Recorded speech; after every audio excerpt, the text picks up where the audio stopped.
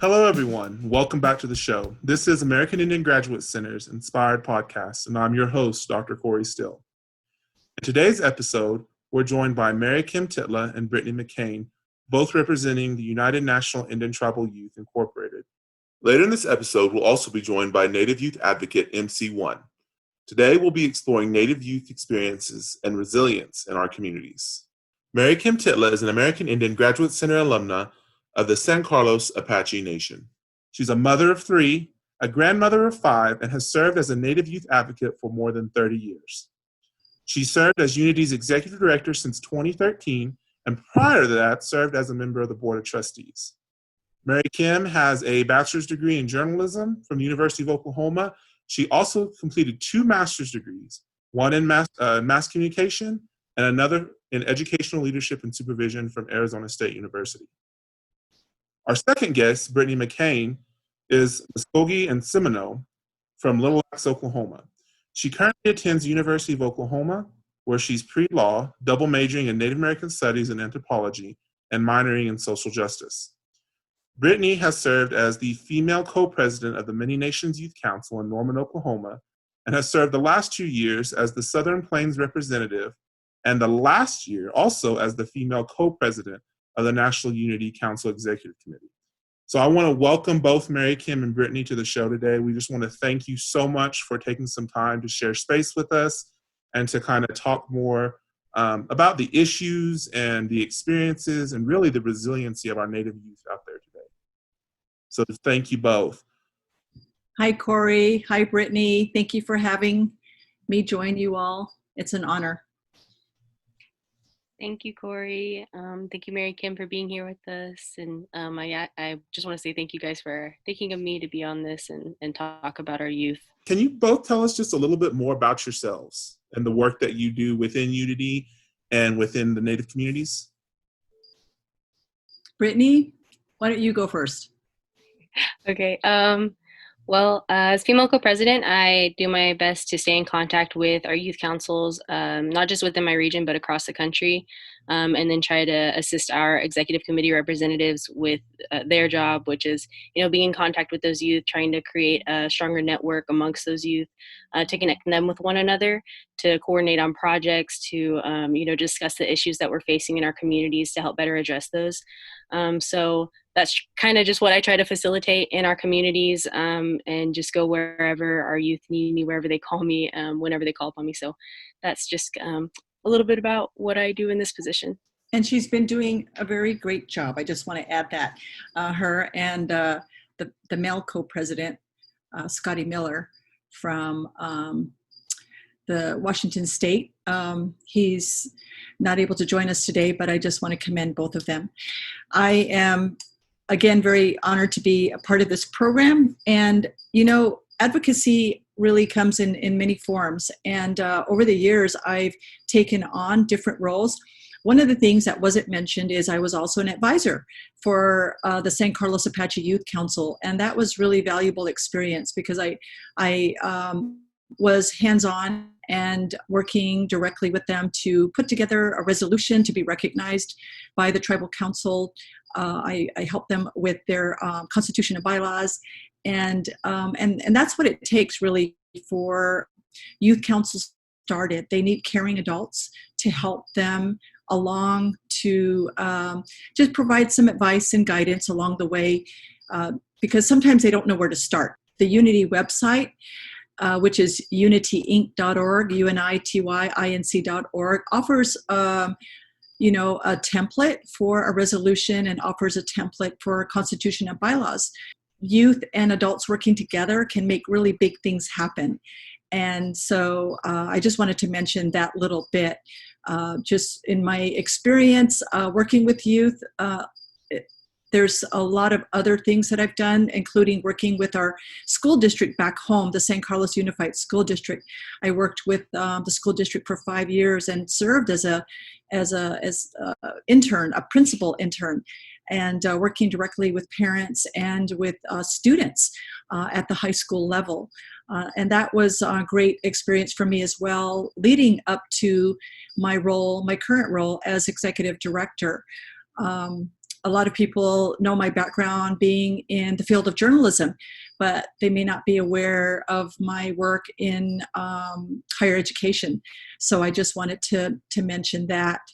But I have had the awesome responsibility of working with Unity now, as you mentioned, more than 30 years. And actually, I went through Unity as a young person myself. So we're talking about more than 40 years. I'm kind of giving away, my age, but that's okay. So when I started, Unity was in its infancy. And J.R. Cook, the executive director from the Cherokee Nation, had this grand vision. And I just lucked out by noticing a newsletter on a coffee table in the tribal chairman's office. And it was only 4 pages, but it had all this amazing information about Native youth doing wonderful things all over the country. And I was lured in at that point, and there was no stopping me from wanting to get involved. And I begged my parents to take me to the next Unity conference, and that was in Oklahoma City. So, they saw a spark, and they fanned that spark, and it became a flame. And so I really have to give my parents credit. They took me, my brother and my sister, and we drove all the way to Oklahoma, went to our first Unity conference, and there was only about 100 or so youth there, maybe 125. It was, for me, a number didn't really matter at that point because I'd never been to a youth conference to begin with. And that's how it all started. Meeting the youth was probably the best thing about it because I met so many people, mainly from Oklahoma, but there were youth from different parts of the country there. And wouldn't you know, we became lifelong friends. And so some of these people I am Facebook friends with now, and we still keep in touch. It's been an amazing journey, really. And I had no idea at that time that it would come full circle. And one day I would be in this position, amazing position that I'm in now. So I appreciate everything that you said, Mary Kim, because, as for me too, I've been involved with Unity for the last 11 years now. I got involved with Unity when I was in high school and stayed involved with Unity during my undergraduate degree. And Unity was such a big part of, at least with me, connecting me with other Native youth across the country. And so, I really do appreciate its mission. How have you both, as Unity leaders, adapted the work that Unity does to really support Native youth in these times? So as for Unity as a whole, the office has put together some really engaging virtual events that we've been able to be a part of, and just as a way to stay connected to the youth and to spread that message of, you're not alone in this time where we're all experiencing this together. And even though we might have to be apart, we can still find ways to come together and spend time with one another and just to, again, share that message. So that's one way that we've kind of adapted. But really, as far as our work on the executive committee, for me as female co-president, our work is already virtual because we are, across the nation. It's so spread out. So we've had to communicate, via conference calls and things, for as long as I've been on the executive committee, so for 3 years now.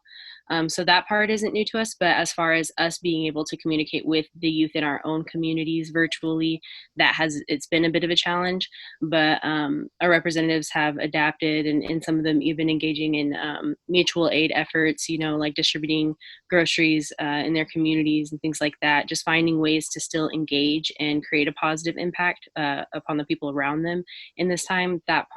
That's just been so inspiring to me as female co-president. So in this role, I've just been trying to find ways to facilitate that connection, like I said, between youth councils, to give examples of, well, this is what is working for this youth council or this particular youth in this region. These are their efforts. This is what the steps they took looked like. And maybe you guys could implement something like that to your community, adapt it to what, your community needs or what is possible there in your area. So that's kind of been a little bit of the work that the youth leaders of the organization have been doing. Then on top of that, just trying to offer that kind of emotional and mental support for our youth. Again, like I said, a lot of our people feel very alone in this time, and they feel very uncertain. And the youth, we feel all of that. It's that uncertainty times 10, because we recognize there's still a future that we have to build for ourselves, for our children, and for our grandchildren. And so we're wondering what's going to come out of the situation. And with that, we've had to rely on each other, just those relationships that we've created, with youth, even across the country. It feels the same as, being friends with our friends who are right here in the same city as us, because we're connecting virtually. So just really offering that space for one another to vent, to just bond, to spend time together, even though we have to be far apart. That's been really crucial in this time. Obviously, a lot of what we're doing now is through, virtual resources. Since March, we've done 4 or 5 webinars related to all different topics, but the mission is, front and center of everything that we do, Unity's mission. So inspiring hope, changing lives, and just, helping youth to lead a balanced life. And how can we do that during this uncertain of times? And what we've also done is we've teamed up and partnered with other groups like the American Indian Graduate Center to do a webinar regarding scholarships. And we just did something with the National Council of Urban Indian Health. They sponsored a Native Youth Healing Gathering in May, which Unity partnered with them to do. And we've recently been contacted by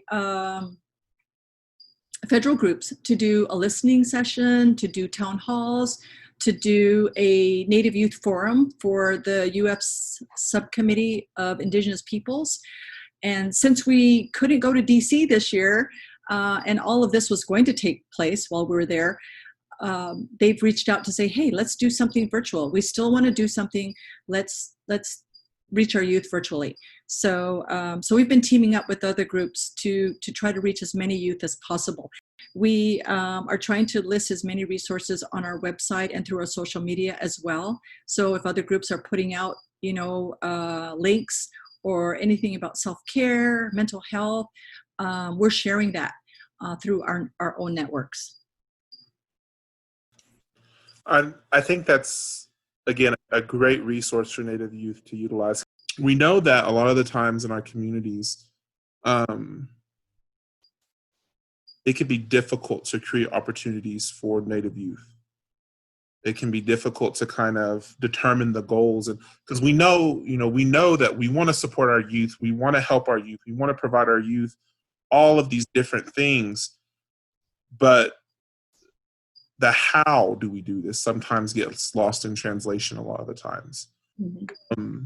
Especially when we talk about, tribal governments, tribal community organizations that they want to help youth, but sometimes they may not have the technical experience or the background to implement programs or implement policies, or even how to engage with Native youth in their community. Do you all have, just in your work life and your experiences, like best practice or advice and strategies for these broader Native communities, for these tribal organizations or governments that might be listening, on how to sustain a healthy environment for our youth to grow and learn in? And again, like what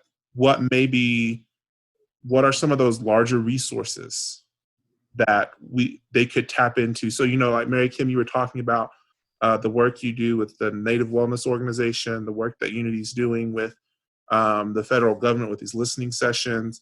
What are some of those broader resources too that we might be able to provide, or just kind of talk about briefly, to help foster those environments? That's a good question.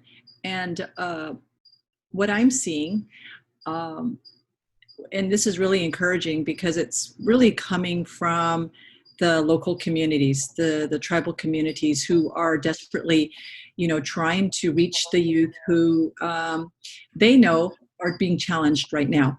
A lot of them are struggling, and it's not only a challenge for the tribal leaders, but also school leaders. We do have curriculums that are valuable curriculums. We've developed curriculums over the last, the lifespan of Unity, and Unity is 44 years old now.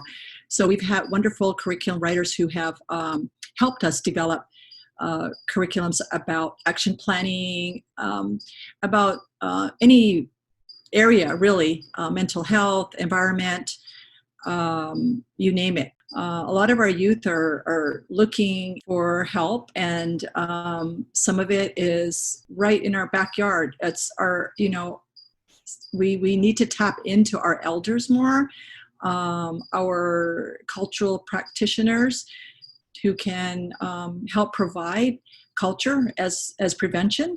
And so we're utilizing that as much as possible as well. And so I know Brittany's very active in that area and can address that. Thank you, Mary Kim. Yeah, so I really like that question of for especially for tribal leaders or for people who want to create that space for youth, like what can they do to really empower them and let them know their voices matter and their knowledge matters and the impact that they can create is tangible. So like I guess the best advice is to give them like things like that curriculum, give them tools. Don't just ask them those questions and say, well, what are the issues and what do you want to do about it? You've got to give them an outlet. You've got to give them something to really put all of that intuition and all of that knowledge into as far as creating a process to address those problems goes. So those curriculums are a really, really great place to start. I've planned a lot of projects using Unity's curriculum, so I definitely recommend those. And just giving them steps to follow, like not leaving them empty-handed is a really, really big one. But I would say ultimately, for any adult who wants to work with youth, trust your youth. Know that they know what they're talking about, they know what they're doing, and they have that knowledge to be shared. And they're thinking about a bigger picture. They're thinking about that future that they want to create. They're thinking about, just the legacy that they want to leave behind for their future generations.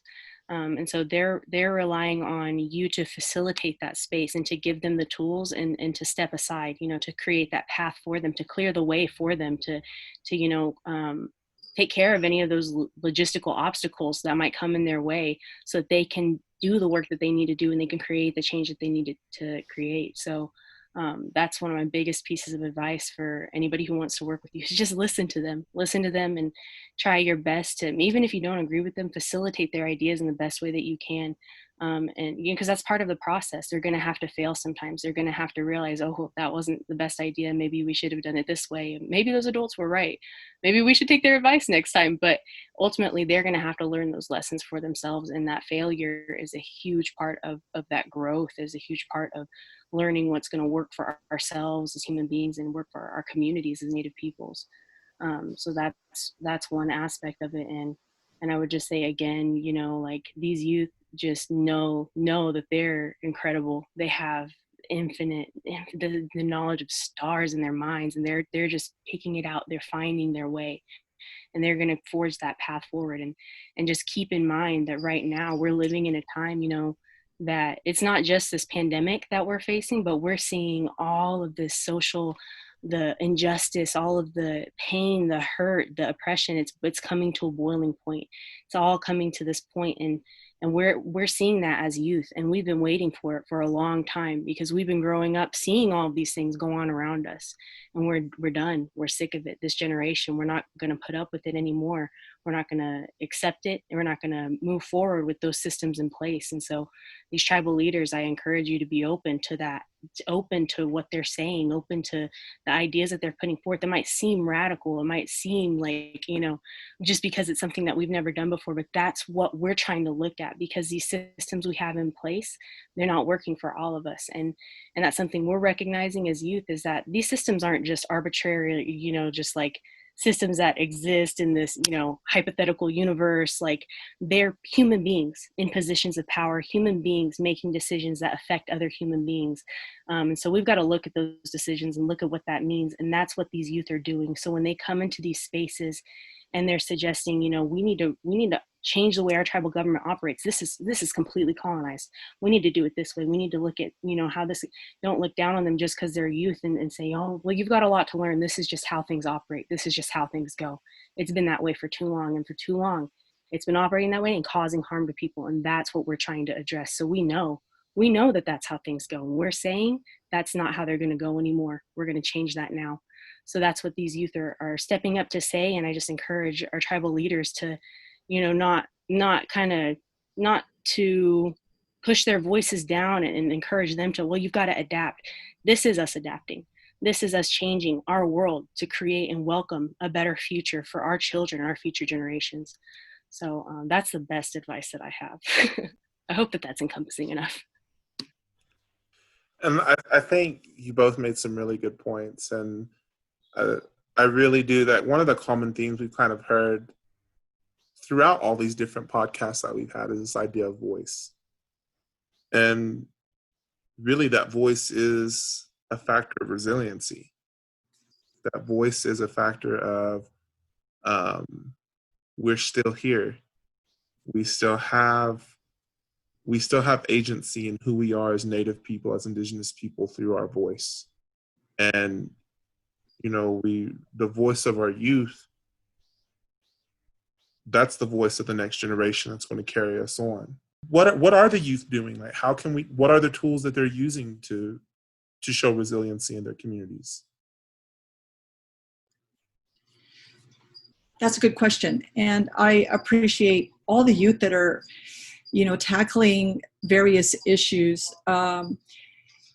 We're seeing projects that they're completing in their communities, even as they're virtual, they're meeting via Zoom just like we are. And so virtually, they're still able to accomplish community service projects. One group in particular, the Yavapai Apache Nation Youth Council, they recently met by Zoom, and they invited me to be part of it. And they were just looking for, ideas and brainstorming. And so at the end of the call, they came up with some wonderful ideas. And they decided to display positive messages throughout their community. And some of the youth decided that they wanted to insert positive messages in the care packages being developed for elders. They wrote notes to the elders, just encouraging them during this time of isolation and shelter in place. They worked together to put those messages inside the baskets. So sometimes that's what it takes, is like Brittany mentioned, just giving them that space to have a voice and to brainstorm and come up with ways that they can contribute to their communities, because a lot of the youth really do want to give back. Our youth are just amazing. They don't want to stand by and watch things happen around them. They want to contribute, whether it's making masks or helping to put food baskets together. They are very hands-on. They want to be involved, and they want to make a difference. Definitely. And I think, like she said, like just the youth councils, their ability to come up with these new ideas in any situation that they're faced with, their adaptability is incredible. And this is a situation that, while it might be new to all of us, that their ability to, find a way to address that in their community, that's not new. They've been doing that for a really long time. So I like to think they're seasoned veterans when it comes to that. And like she said, just giving them that space to formulate those ideas and create a plan of action to implement it. That's like one of the biggest things. Thank you so much, Mary Kim and Brittany. again, thank you for sharing space and just providing us these tools and, reminding us as community leaders, as tribal leaders, as community organizers that one of the best things that we can do in engaging with our Native youth is listen. I really do appreciate that. Listen to their voices, listen to what they have to say. And our youth are really looking at things from an entirely different perspective than we have in the past. And I think that's one of the things that's going to help our Native communities stay resilient. And so I just want to, again, thank both of you for the work that you do, the empowerment that you give to our youth, and for sharing this space with us for a little while today. And now we're joined by our next guest, MC1. MC1 has served with youth organizations nationally since 1994. He's the co-founder of One Chance Leadership, which is a youth outreach program he founded with Chance Rush.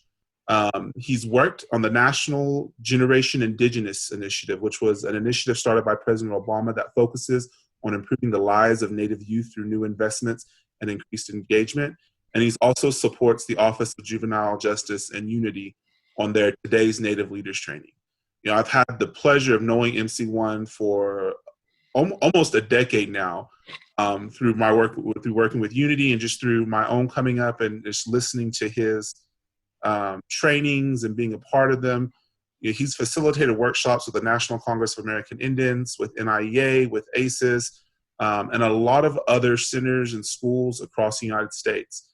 But on top of all this, he's also a national recording artist and also the official DJ for Nike N7. So I just want to say welcome to the show, Marcus, MC1. We're so thankful that you were able to take some time out and share this space with us as we kind of really talk about empowering our Native youth. Thanks, man. Man, I appreciate you guys having me. This is too cool, man. It's too cool.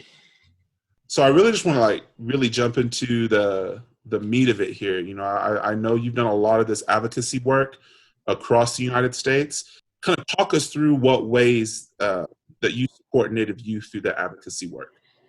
Man, that's a good question. How to put it together here. I would probably frame it in two ways. The first one is directly.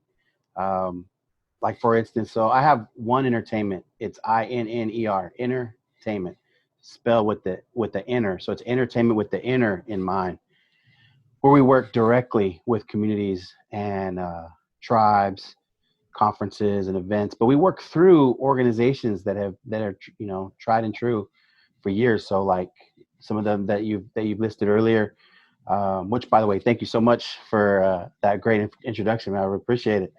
But like some of those organizations that you listed, in addition to American Indigenous Business Leaders, like you said, Unity, we came up with them. And also, working with Chance and Native Wellness Institute, to name a few, we go through pre-existing organizations because I don't want to reinvent the wheel. And so I contract with them and do the trainings, keynotes, exercises, etc. Morph my skill set into what they're providing to the community, and that way I get to serve the community directly. So the first way is on hand, or what I would call direct services. The second is I'm slightly more passionate about is the behind the scenes. It's this, I kind of got my fingerprints behind the scenes of a lot of different events and organizations that go on in Indian country. And I kind of like that role of framing it. So yeah, I deliver content, like I said in the first section, but in the second section, the second way, it's being a part of framing the content.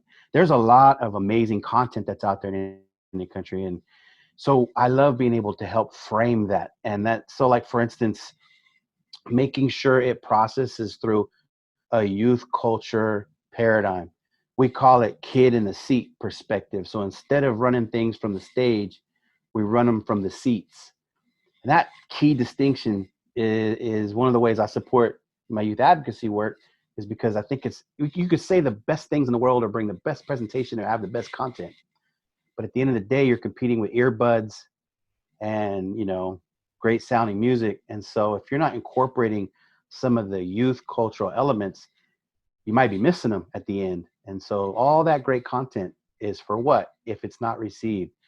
I fell in love with the challenge and tackling that part of making sure that we frame it in a way that they know that the taste and texture is a them event.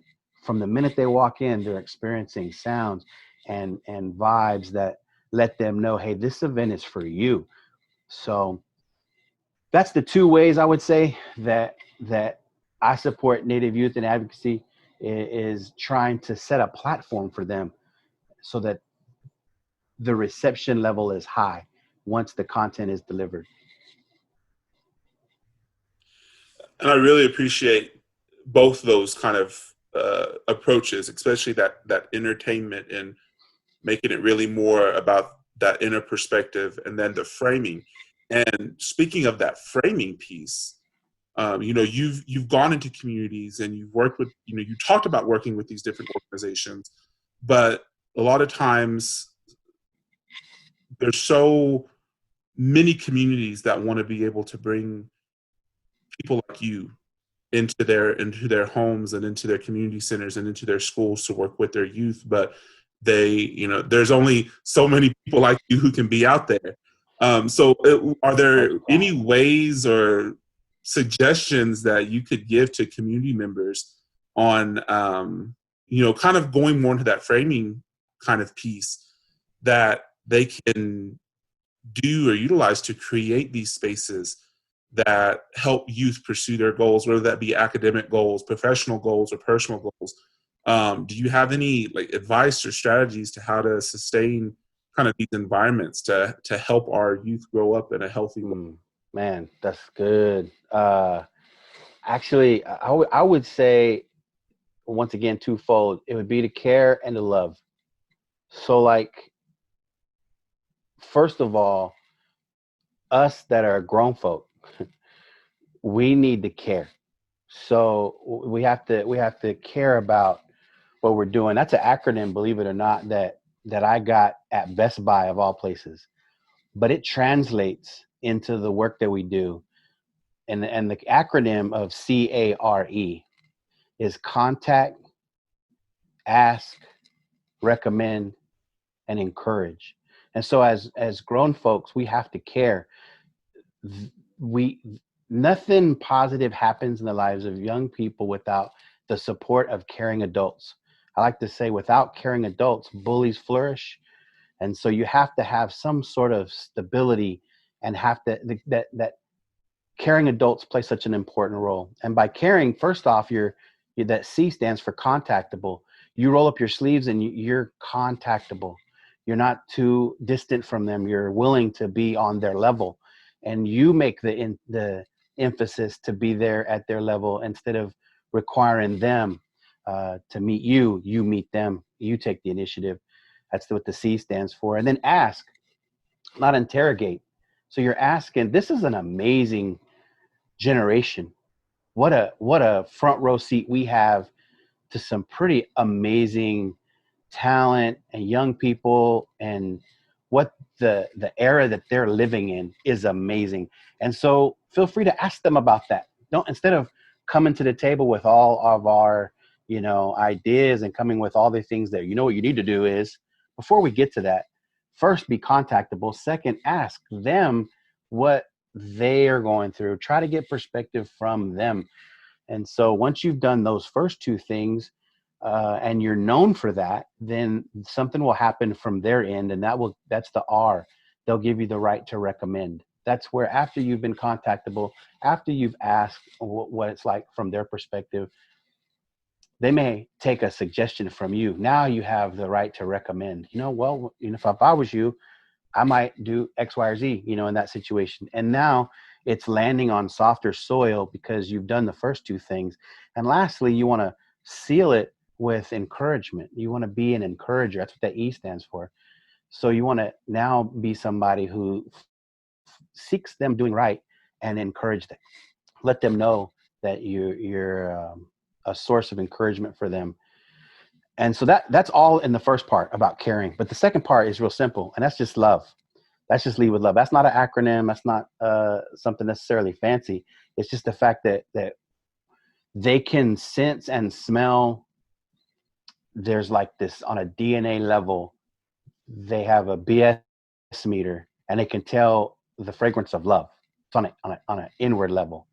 And so what I mean by love is that you have to find where your love, what your why is, and how that connects to your love. So some people just love the youth, man. That's their thing. They love them. And other people, they just love what they do, and they love it to a point that it's attractive. In either case, when you're leading with love, that's what sets the groundwork to do the work that we do, because now you've prepared it right. Now you're presenting it in a way that they can sense and smell. Oh man, there's love here first. I know a lot of us, we take opportunities and we get into stuff, we're trying stuff, and we end up in situations that, some of us do this work and it's not for us. That some of us would, if we were to be transparent with ourselves, we'd find out that maybe I don't love this. Like, it's too hard to find that key place where your passion and your profession intersect correctly. And for that's the introspective place that we as providers have to go through and tap into that source of love. When you tap into that, man, that is contagious. And I agree, and I really love that kind of approach. We, as you say, as grown folk. Yeah. Even though sometimes I question if I'm still grown or not. But I'm right there with you, man. we really do have to kind of approach it from that. And I think one of our other guests previously had talked about the heart work, and the heart work and our voices, and really that all it's kind of a stream and a connector that we see through all of these different episodes in this podcast, and this inspired podcast. And I love to be able to add that. We have to have care and we have to have love when we work with you. And I love that acronym. And sometimes, like you said, we can get the biggest inspiration from the most unthinkable places. Best Buy. Hey, You know what I'm saying? But kind of going along that line, when we have those communities and we have those people who really kind of initiate that care and that love, you were talking about what it's like. We have a front row seat of watching this generation come up. What have you observed? Like, we always talk about the youth are our future. We talk about those things, but how have you reserved their resilience in these difficult times? Because we're living in, this year has been one that I don't think any of us could have predicted.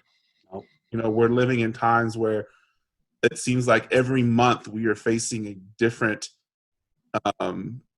different social issue, a different global issue, or a different stance on issues that we already have, and Right. It's taken its toll on a lot of our communities. What observations of resilience from the youth have you seen, and from those observations, what can we learn from them?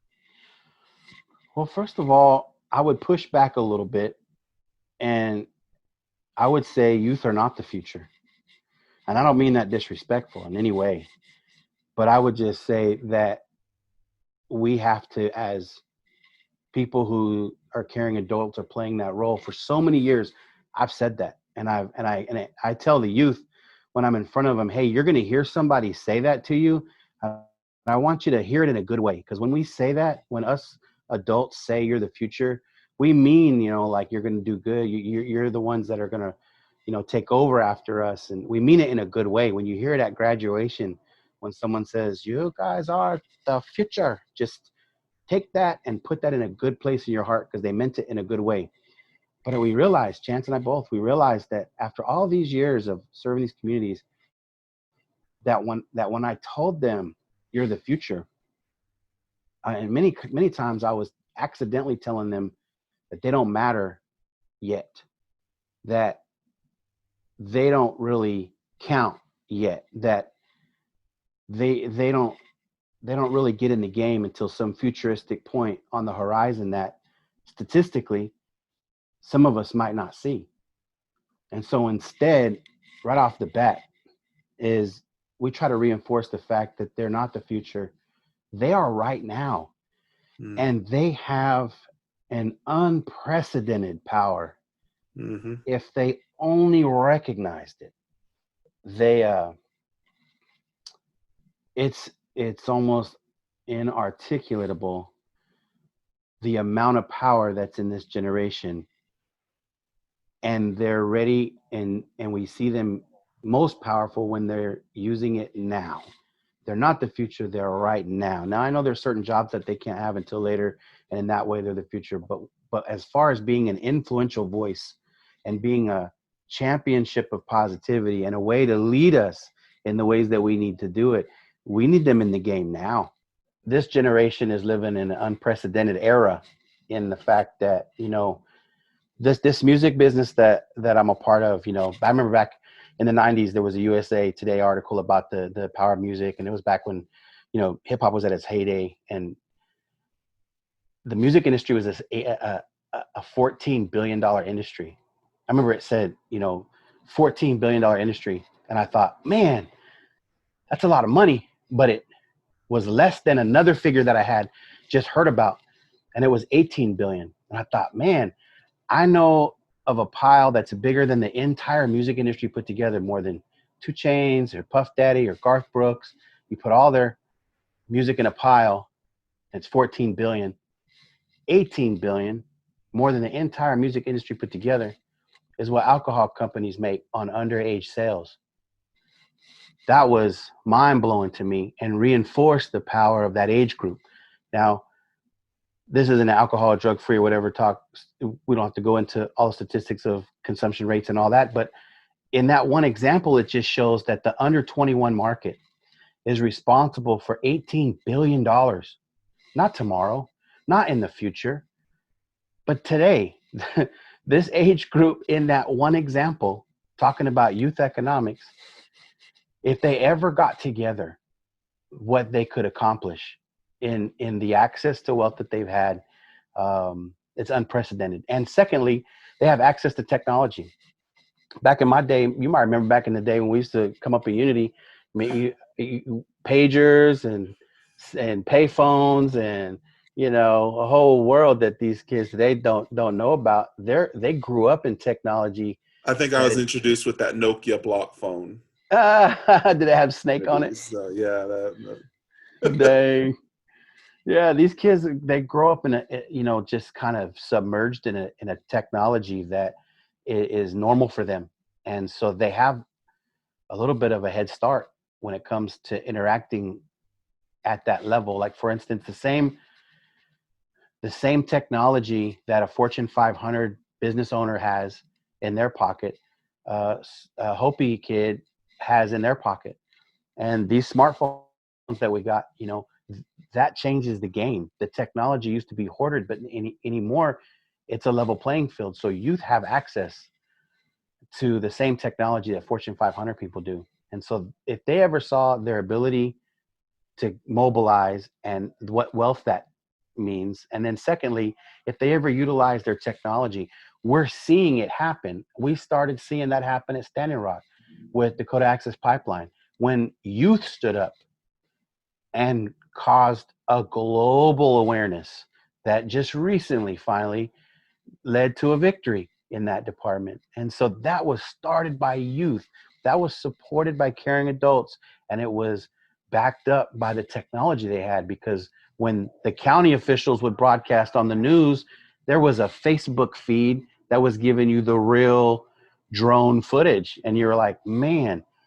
So that's what I think about our youth, and how I've observed their resilience is the fact that they're not the future necessarily, but they're the now if they're willing to step into it.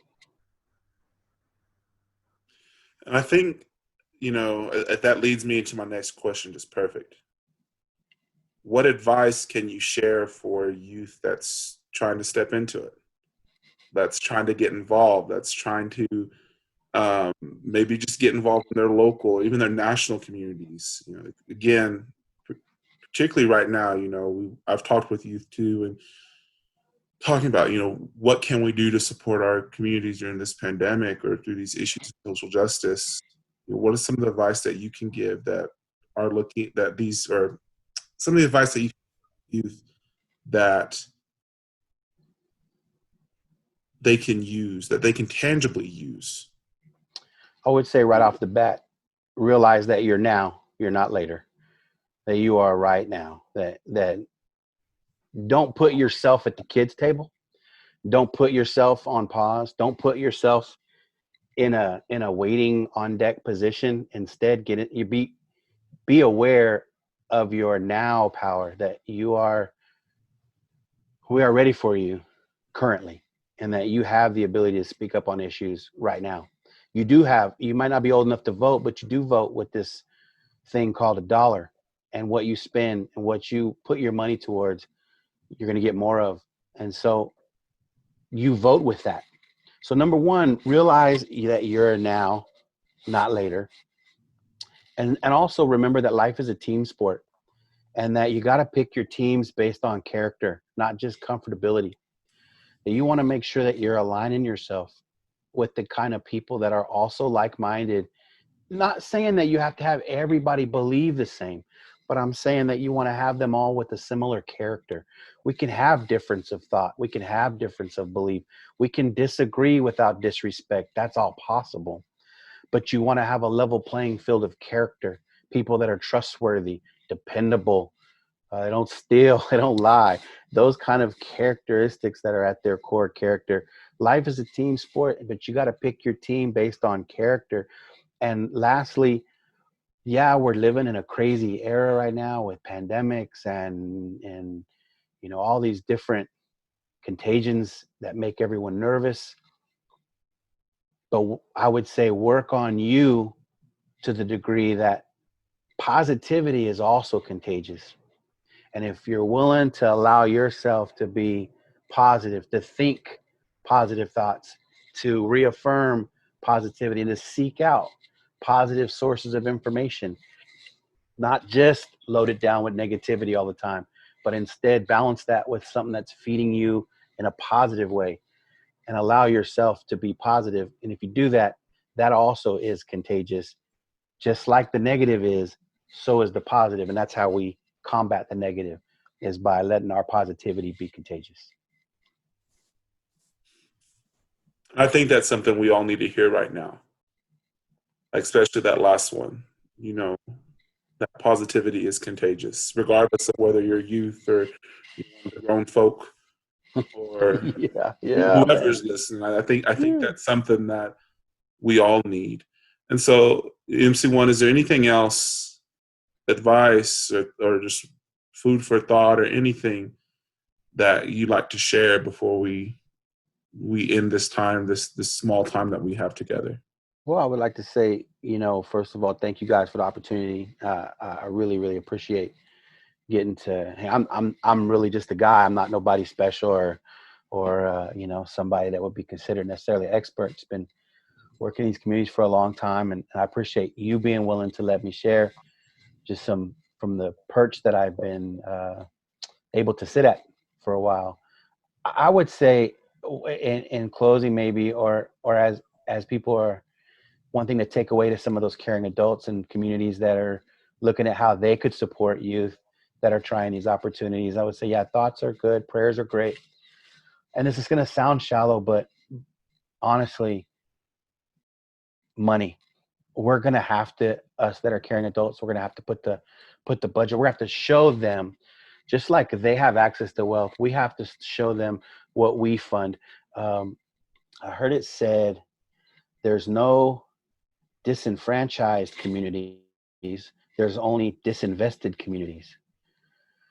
That means we have to put our money where our mouth's at and let our treasure be where our heart's at, and put together budgets that bring quality programs, that pay them, that quit looking for discounts, quit looking for bargains. I know we need them, and when we need them, it's one thing, but let's also have the heart that says, man, I want the young people to have the best.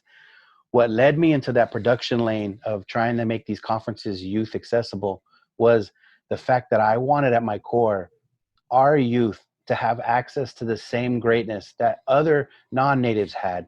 When other non-native youth go to camp and go to conferences and go to these different events, they get top world-class level excellence. And I said, why can't our youth have that same quality? We should have the same level. Our kids deserve it. And it's just a mindset that has to switch to where we as community supporters say, you know what, on the next election or the next time this budget goes around, we're going to put some money together and we're going to support them, not just with our, our words or deeds, but we're going to put a budget together that supports emerging young ideas, that when these kids have these ideas, we say, hey, well, let's throw some money at that. Let's budget for that, especially the ideas that are going to fail. So that's kind of like you're paying the tuition for them. That's the last, I guess, challenge I would give to those of us that are, community providers and want to find a way to support our youth that are seeking these opportunities. Is I would say support them, with, they used to say, if it don't make dollars, it don't make sense. And in this case, it just means that we want to be able to properly fund the opportunities that the youth create and pay for it. That's all I would say. That's what we do. We try to make it possible for them. So that'd be all I had to say on that matter, man. I appreciate you having me out and letting me blow V8 for too long. People can go look that word up. All right. Well, MC1, again, we appreciate you being with us, along with our other guests, Mary Kim Titla and Brittany McKane from United National Indian Tribal Youth Council. For everyone listening, again, we just want to say thank you all for joining us for this week's episode of the Inspired Podcast. We hope to see you back again next week, and as we continue this journey together through empowerment and just hearing the stories of Indian country. So until then, I'm your host, Dr. Corey Still. What up?